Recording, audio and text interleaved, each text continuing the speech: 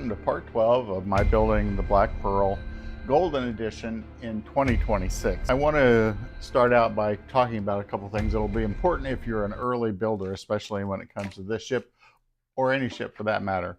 To quote Captain Barbossa, these instructions are more or less guidelines. They're mostly photographic, and you have to do a little research and you have to look pretty close. And I'm at this stage in the build where I thought it would be important to mention this and to show you what I mean on the blueprints specifically. Before I do that, let me point out some of the accomplishments I made on the ship since the last episode. I have pretty much finished the last coat of tung oil on the entire ship. You can see I now have the cannons in place along with the rigging work that was done on that. I have constructed the lifeboat and have it all secured. I'm getting ready to start putting in position the dead eyes, and there's a piece of framing that will go around that. That's what brought me to the point of discussing details in the plans and especially on the blueprints, because you need to check those out before you start fully assembling everything on the ship. Once you get to about page 16, there starts to be a lot going on and very difficult to determine information that is needed.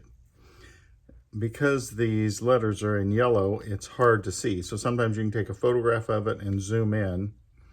Here it has 65 pointing in 3 directions.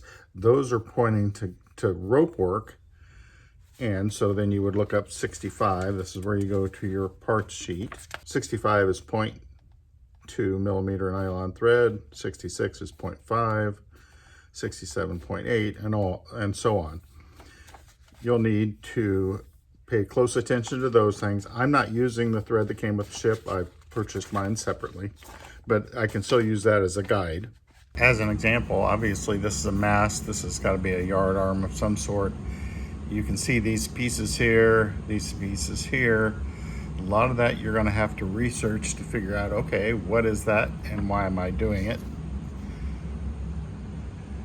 Gives you hints on how to tie some of the pulleys up, some of the rope work on pulleys. This section here will give you the amount of taper that you're going to have to do for everything. That includes up in this section, this is the masts, and it'll show what it starts out as and what you need to taper it down to. That will take some research. That's part of model shipbuilding. You can see this deadeye is identified as part 40. That's a 7 millimeter. Over here, somewhere here, this one is identified as 41. That's a 5 millimeter deadeye. That's where you need to look through all your plans. This brass will circle the deadeye, then I'll twist it, then the wire will go through, and there's a support, a brass support that it will hook into. You need to look at everything as you're doing the build because it incorporates more detail. You just have to find it. This is the only place I found that it identifies this brace. It's S4. So you go to the card with the brass on it, you can find number 4. And it looks like they used like an eye hook here. So I'm kind of making an eye hook out of that wire. I wrapped wire around here and then come down and made a little eye hook.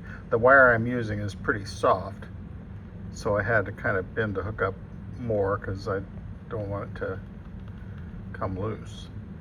And this angle here I pre-bent, just guesstimating. If you look close, you can see there is a little opening on each one of those, and that goes towards the ship, not up at the top. Here's that brass sheet that I was talking about, and these are number 4. And this is the opening. This goes towards the ship. You put a little bend right there, a little nail into the ship, and the eye hook goes on that end. I had a bit of a setback when it comes to these supports that hold the dead eyes for the rope ladders. Somehow I put them on wrong, even though I thought I checked and double checked. There are specific spots where the cannon ports are, And even though I lined those up, I still did something wrong. I think I turned it upside down, something. I had to remove them. I did salvage them. I started sanding off the finish that was on them because there was some glue residue. And then I decided, you know what? I have a laser cutter. I'm going to try to make my own. I decided to incorporate these two pieces, which this does get glued on here, and then your wire comes up through that little hole. The way I made the dead eyes and the supports, I could make a hole and just make it one piece and lower that into the hole. You can't do that if you use these. There's not enough space. So just telling you what I did that's a little different.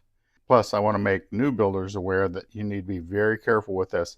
You may have the cannon port lined up, but if it's upside down, and I can't even remember, I don't even remember specifically what it was that caused me to remove them, but I did, and I needed the practice on my laser and the software to make drawings and things, so I made some progress there. These are a little thicker, and they do stick out just a little bit more, but I'm fine with that. I do want to take a minute and show you how I did these dead eyes. Dead eyes are very important, the way that they sit. If you think of it as a face, you want it looking as if they're looking at you. So the eyes are up, the mouth or nose is at the bottom. I was able to position all of these, everyone with the face looking out at me. Let me show you how I did that. If you're interested, this is 24 gauge vintage bronze made by On a Wire. I'm 99% sure I picked this up at a Hobby Lobby store, but I think if you enter that gauge in, you can find it online. I found some on Amazon. I can't guarantee it's the exact same, but I'll put a link if you're interested in the description of the video. This is what comes with the ship, and it'll work fine. It's a little thicker diameter, and it will not bend as easily, so you'll have to twist it around your dead eye. The reason I choose this wire, it is so soft, I can bend it around. What I'm going to do is I'm going to take that underneath, make a little X, and then twist it with my thumb and index finger.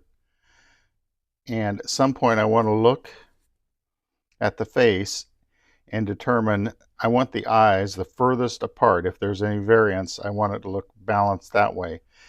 Because if I can gain more distance from the center, or the mouth, I will refer to it as, then when I run the roping through it, they'll each have a clear path, if that makes any sense. So I want it right like that. I'm going to twist a little more. Now I'm going to take these needle nose pliers and I'm going to slowly twist. Now you have to be careful with this because you can break this wire, but I want to get it to the point where this will not spin. And I'm there. I'm going to go one more half turn. That will keep that position. Cut off the tag because I made my own. Let me move this out here. I was able to just lower these down in. See, I'm not going to take it out, but I could just pull that out. My next step is going to be to push all these up against the ship and then put a small nail in there. I will probably drill a little pilot hole so that I don't have to fight it too much. Working on these supports for the dead eyes, and the hole is real tiny. Obviously the nail is too. I've been sharpening the tip of the nail because they're difficult to get in. It takes a lot of patience. What I do is I put the nail in this needle nose pliers, and to sharpen it I use my belt sander. And it's a matter of holding it very tightly and then just gently filing off that so it gets probably sharper than needle sharp. Then using tweezers, I find the hole. Because it's so sharp, I can take my thumb and hopefully get it started. Take my little punch thingy and begin tapping it in. Believe it or not, I've learned that if I look at the nail head with the tip of this and just tap, I don't miss this. If I look at the head and this, it's like I miss it every time. I don't know what that's all about. Sometimes I straighten the nail a little bit so it'll work better.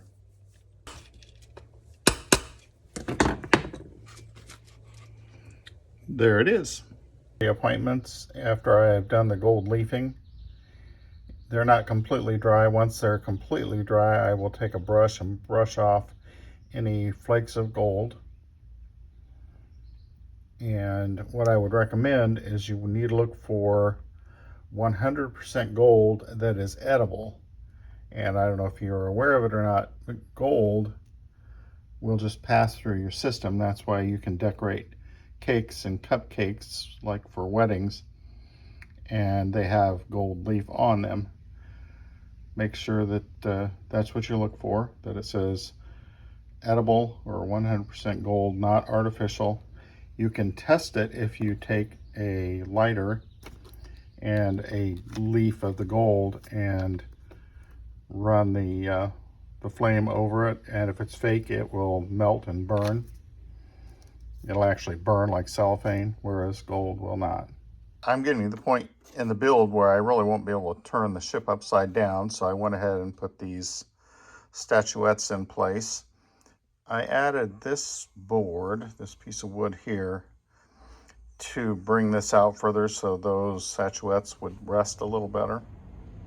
At the feet of each one of these statues is a little triangular piece of wood. It's important to glue that onto the statue first, let it solidify, and then you can glue it to the model itself. And what I have found to be working very well is to take Gorilla Glue and put it on the statue part, both the top and the back of that little wooden sliver, and then take a paintbrush, dip it in water, and put the moisture on the wood surface of the ship.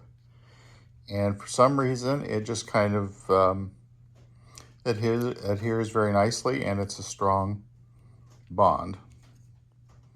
For me, that's working better than CA glue. Another thing that may not be real clear in the instructions, 2 of those statues go under this balcony on each side of the door into the captain's quarters. I did finish the rudder. I was trying to make it so I could put a pin down through the center and this would actually turn. That didn't work out too well. I just put the hinge braces on and I didn't worry about it actually being able to rotate.